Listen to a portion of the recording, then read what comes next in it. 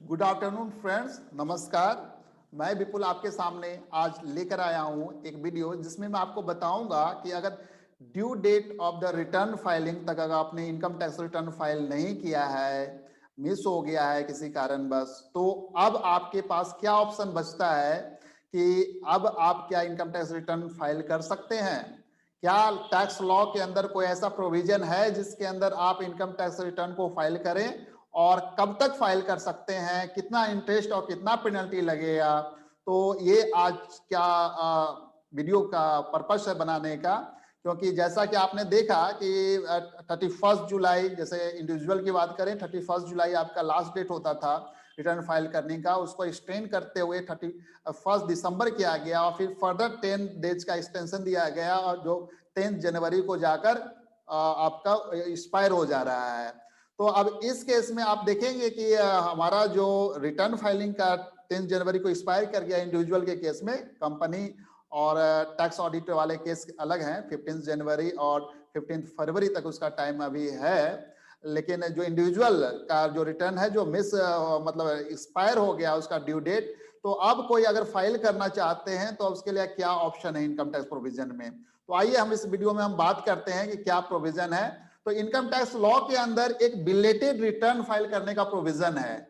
Belated return मतलब अगर आपने ड्यू डेट पे अगर फाइल नहीं किया तो एक सेक्शन है, धारा है 139 सबसेक्शन 4, तो 139 सबसेक्शन 4, जिसके अंदर आप बिलेटेड रिटर्न फाइल कर सकते हैं।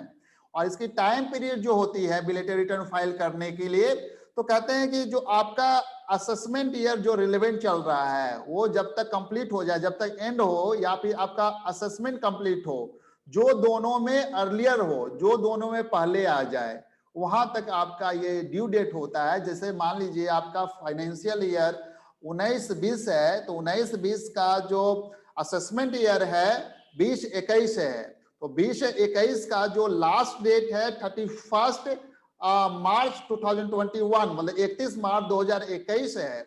और या फिर जो असेसमेंट कंप्लीट हो जाए, जो दोनों में पहले आए वहां तक आपके पास ड्यू डेट, उसके वहां तक आपके पास समय है कि आप अपना बिलेटेड रिटर्न फाइल कर सकते हैं। तो इसके लिए ध्यान क्या रखना है कि जो आप बिलेटेड रिटर्न फाइल करते समय जो उस फाइनेंशियल ईयर का, जैसे 19-20 है तो 19-20 का जो फाइनेंशियल ईयर का जो रिटर्न होगा, अप्रोप्रिएट रिटर्न जो अप्लीकेबल रिटर्न नोटिफाई होगा, आप उसी फॉर्म में, उसी वर्जन में आप उसको फाइल करेंगे। अदरवाइज अगर आप पिछले साल का ले लेंगे तो वो प्रोसेस नहीं होगा रिटर्न।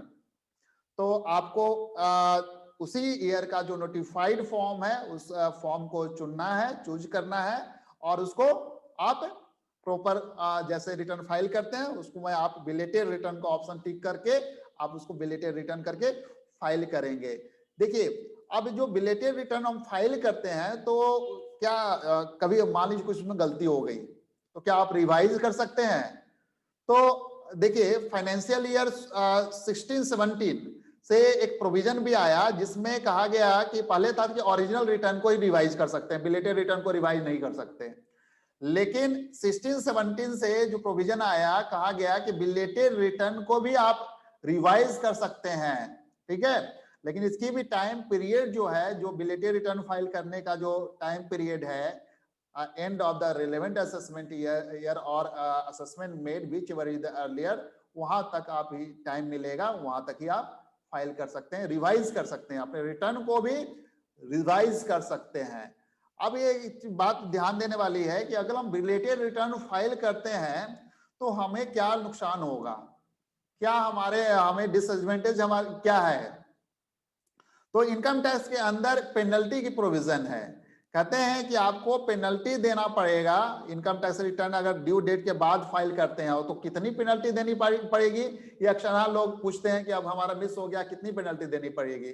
तो इनकम टैक्स अंदर है, मतलब जैसे कि आप फाइनेंशियल ईयर 19-20 की बात करें, ठीक है, तो 19-20 में आपका जो है मतलब ये अगर ड्यू डेट देखें, मतलब डेट के अनुसार देखें कि आफ्टर जनवरी 1 2021, मतलब जनवरी 2001, मतलब 1 जनवरी 2021 के बाद और 31 मार्च के पहले तक अगर आप बिलेटेड रिटर्न फाइल करते हैं, ठीक है, तो उस केस में आपको 10,000 की पेनल्टी देनी पड़ेगी। लेकिन अगर आपका टोटल इनकम अगर 5 लाख से कम है, कितना, 5 लाख से कम है, तो आपकी जो पेनल्टी की जो अमाउंट होगी वो मैक्सिमम 1,000 तक होगी। ऐसे भी देख रहे हैं कि 5 लाख तक अगर आपका टोटल टैक्सेबल इनकम है तो आपको टैक्स नहीं देना पड़ रहा है, लेकिन पेनल्टी की प्रोविजन है कि अगर 2.5 लाख से अगर ऊपर है आपका और 5 लाख तक है तो 1,000 की आपको पेनल्टी देनी पड़ेगी बिलेटेड रिटर्न में 31 मार्च अगर आप फाइल करते हैं। देखिए असेसमेंट ईयर 17-18 तक ये जो था उसमें कोई प्रोविजन नहीं था। फाइनेंशियल ईयर 16-17 तक आपको कोई मतलब ऐसा पेनल्टी नहीं लगता था पहले, लेकिन बाद में जब फाइनेंशियल ईयर 16-17 के बाद आपको एक सेक्शन लाया गया, सेक्शन 234F, जिसके अंदर पेनल्टी की प्रोविजन डाला गया। कहा गया कि 10,000 तक आपको मैक्सिमम पेनल्टी जाएगी अगर फाइलिंग करते हैं आफ्टर ड्यू डेट के बाद आप करते हैं। इसके बाद और क्या नुकसान है इसके, तो ये कहते हैं कि आपके अगर कोई लॉस है, ठीक है, एक्सेप्ट हाउस प्रॉपर्टी, मतलब अगर कोई नुकसान हाउस प्रॉपर्टी से है और बिलेटेड रिटर्न फाइल करते हैं तो भी आप क्लेम कर सकते हैं। लेकिन हाउस प्रॉपर्टी के अलावा अगर किसी अदर सोर्सेस से, मतलब बिजनेस लॉसेस हैं, इनकम फ्रॉम अदर सोर्सेस में लॉसेस हैं, तो उसको आप यहाँ पर कैरी फॉरवर्ड नहीं कर सकते। अगर आप बिलेटेड रिटर्न फाइल कर सकते हैं, you can't carry forward losses except house property losses. तो income from business profession, speculation business, capital gain का बिजनेस लॉसेज है, इनकम फ्रॉम अदर सोर्सेस के लॉसेज है, तो इसको कैरी फॉरवर्ड नहीं कर सकते हैं बिलेटेड रिटर्न में। अगर टैक्स पेयर ने लेट किया है तो वो अलाउड नहीं होगा, तो वो क्या हो जाएगा, लैप्स हो जाएगा। ठीक है, और एक और एक प्रोविजन है कि हमें इंटरेस्ट देना भी पड़ता है। अगर हमें मान लीजिए अगर हम ड्यू डेट तक फाइल नहीं करते हैं तो उसकी जो इंटरेस्ट, जो टैक्स, अगर कोई टैक्स डिमांड है, आपके पास टैक्स ड्यू है, तो उस पर इंटरेस्ट भी कैलकुलेट होगा सेक्शन 234A के अंदर। क्या है उसमें, अगर कोई कहता है अनपेड टैक्स लायबिलिटी है तो एक पेनल इंटरेस्ट लेवी होगा टिल, जब तक आप पे नहीं करते तब तक का उसमें आप कोई इनका इंटरेस्ट 234A का इंटरेस्ट अट्रैक्ट होगा। तो लगन कहते हैं कि अगर कोई टैक्स नहीं है तो टैक्स, अगर टैक्स नहीं रहेगा तो ये इंटरेस्ट 234A का अट्रैक्ट नहीं करेगा। मतलब जो टैक्स है, टैक्स पर ही आपको इंटरेस्ट देना पड़ता है। लगभग 1% पर मंथ और पार्ट ऑफ मंथ का ये कैलकुलेट करता है 234A में। तो अगर टैक्स डिपार्टमेंट क्या कहता है कि अगर मान लीजिए आपने कम किया असेस रिटर्न, ठीक है, तो वो क्या करती है कि डिमांड रेज करती है एडिशनल टैक्स पेमेंट करने के लिए, और आपको इंटरेस्ट जो है आप पे करना होगा on the tax as well as the additional tax. इसलिए रिकमेंडेड होता है कि आप ड्यू डेट पे इनकम टैक्स रिटर्न फाइल कर दें। तो यहाँ पर हम लोगों ने देखा, इसको समराइज कर लें कि आपके कॉन्सिक्वेंसेस क्या क्या होंगे। तो आपके पास 3 कॉन्सिक्वेंसेस मैंने यहाँ पर डिस्कस किया। पहला कॉन्सिक्वेंसेस ये कि आपके पेनल्टी इंपोज की जाएगी। पेनल्टी कितनी इंपोज की जाएगी, सेक्शन 234F के अंदर 10,000 तक पेनल्टी इंपोज की जाएगी। लेकिन अगर आपका टोटल इनकम 5 लाख से ऊपर नहीं है, 5 लाख तक है, लेस देन 5 लाख तक है, तो आपको 1,000 तक मैक्सिमम टैक्स पेनल्टी इंपोज की जाएगी। दूसरा हमने डिस्कस किया carry forward of the losses.